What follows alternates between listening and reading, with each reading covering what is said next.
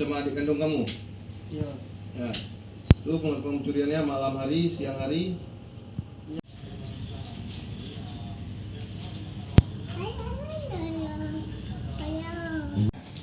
Ya, udah munyuk kan? Itulah maling ya. Itu kalau Pak Maling tumbuk gitu kan?